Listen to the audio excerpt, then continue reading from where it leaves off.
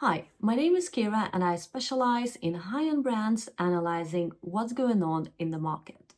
And in today's video, I would like to talk about cosmetics and how we can make them more sustainable.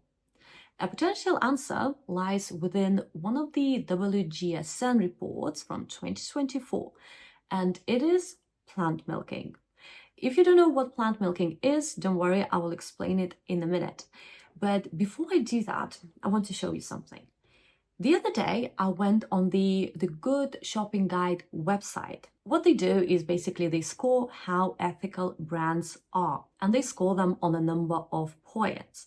If you want to know more about the methodology, I will leave a link in the description box below. Now, I looked up a few well-known luxury brands, and surprisingly, or not so surprisingly, they had quite low scores, despite talking about sustainability on their websites. So why is that? Well, first of all, sustainability, it's quite a complex issue. And there are different things you can do to help the planet. So they may be doing one thing, but not the other. It may create an illusion that they are sustainable across all points, whereas they only apply it in certain parts of their business to make brands more sustainable. Because one thing is sustainable packaging and quite another thing is regenerative technologies, agriculture, and growing and sourcing ingredients. So it's a bit of a tricky ground. But now let's look at what plant milking is. So it's a concept that gained popularity in the recent years, but it was actually pioneered over 15 years ago by the French biotech company called Plant Advanced Technologies. So what exactly is it? It's a process that involves stimulating plants in a controlled environment to produce targeted molecules in higher quantities, thus resulting in more concentrated end ingredients. And how it is achieved is through growing plants in aeroponic conditions, which means growing them in the air. What's more, you don't have to take the whole root to produce the ingredients. You can just chop off a bit and then let the plant grow and repeat the cycle several times. Some plants will let you do it 2-3 times a year, other plants up to 6 times. So it's a much better way to produce ingredients. Okay, but what's next? Well, apart from it being actually good for the planet, it can help brands score higher on sustainability and also capture more diverse consumer groups simultaneously. Let me explain. First of all, it would be an interesting topic for those consumers who are actually interested in sustainability and for those who are not as passionate, let's say, about sustainability.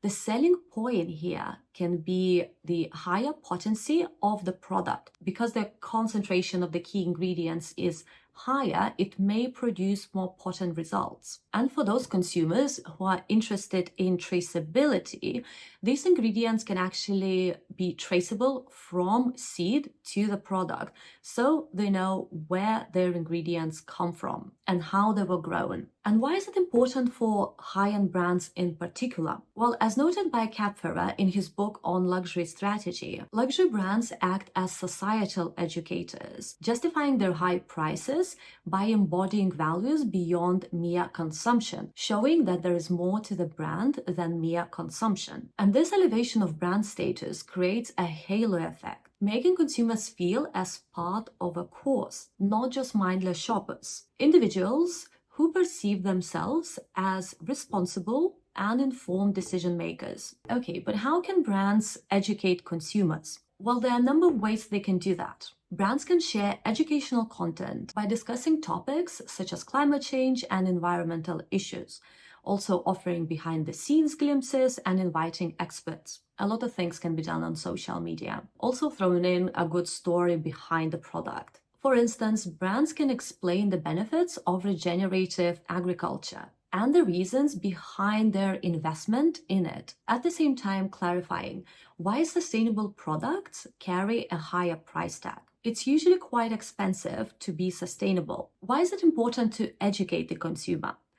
Well, it's generally more expensive to be sustainable, and products come at a pre-boom, and it is for a reason. Therefore, brands must explain why they're investing into regenerative agriculture and things like plant milking. What is it and why consumers should care? So once you explain the rationale behind the practices and investments, you not only empower the consumer to make an informed decision, but also feel as part of a cause, protopian cause in this case. You help the consumer understand what lies behind these options. So that was that. Let me know what are your thoughts on this topic and what kind of consumer do you consider yourself to be?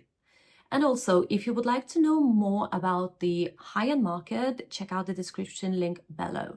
I have a Facebook group and an Instagram account, which I've just created, so content coming soon. And if there are any topics in particular that you would like to know more about, let me know in the comments and I will try to answer your questions in the upcoming videos. Let me know if you want to launch your own luxury brand or do you want to work in the industry and what kind of things you're interested in. That's it from me today. Thanks for watching. Bye.